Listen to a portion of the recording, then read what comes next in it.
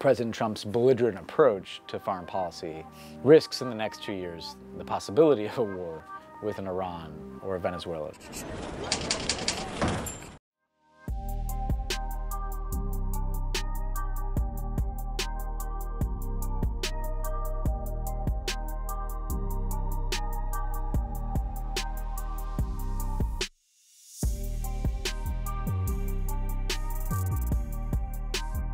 There's so many, but I think the fundamental difference is the question of the role the United States plays in the world. President Obama's basic orientation was that the changing nature of the world, the challenges we face, demand more international cooperation, right? So you need an Iran nuclear agreement to both prevent a war and stop Iran from getting a nuclear weapon. You need a Paris climate accord to try to mobilize international action to deal with the threat of climate change. Whereas President Trump's approach is the opposite, that we need to pull out of those agreements, that America should not be bound by any agreements. You know, I think the common factors, President Trump does reflect a belief, or at least he talks about a belief, that the US military had been overextended after the Iraq War. I think obviously that's something President Obama believed. I do worry, however, that President Trump's belligerent approach to foreign policy risks in the next 2 years the possibility of a war with an Iran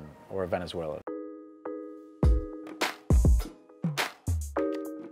I did the negotiations with Cuba to establish diplomatic relations and to normalize our relationship with Cuba. And my best memory is traveling to the Vatican to complete those agreements. You know, we'd spent, hundreds of hours in these secret negotiations with the Cubans, mainly in Canada. And we'd finalized all these agreements to open embassies and increase travel and commerce and to exchange some prisoners. And we were traveling to the Vatican because they were going to be the third party kind of witness to these agreements. And the interesting thing about it is the Vatican didn't know how much progress we made because they don't do any business over email, which actually looks like a pretty good policy in retrospect. At the end, Paroline said, this will give people hope. And I realized that this was about more than just the US and Cuba. It was about showing that you could overcome your differences and you could overcome history and people could reconcile. And I just remember walking out of that meeting and into the streets of Rome. I had the secret that we were going to make this announcement, and it felt just like the right thing. And very rarely in government are you sure, like, this is the right thing that I'm doing. When I look at my biggest regret, I guess one that I look at is obviously the other than Trump's election, the global event that just didn't play out well was the Arab Spring writ large. Something that was so hopeful when it started, that then went so poorly.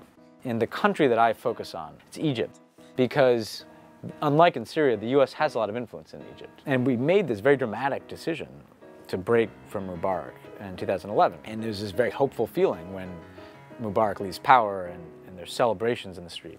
And I think that we then never followed through on that policy. The US government, just kind of out of habit, reverted to dealing with the Egyptian military, the Egyptian security services. And so I look at that period between Mubarak leaving power and then the coup of Sisi taking power as a time where there must have been something different that we could have done. I'm optimistic. I will say that the prospect of Trump winning a second term is terrifying. A US president can actually do a lot more in 8 years than 4. That was our experience. In your second term, you've put people in charge of all the agencies. You've kind of figured out how to do things. You've had years to set a new direction.